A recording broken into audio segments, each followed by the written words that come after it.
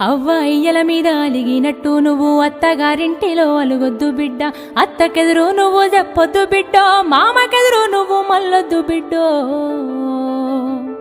అది అత్తగారిల్లే బిడ్డో, బతుకు కత్తి మీది సాము బిడ్డ.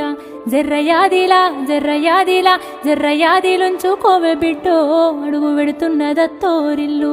జర్ర ఓపిక తెచ్చుకో బిడ్డో, ఆడ బతకాలి నిండ నూరెండ్లు.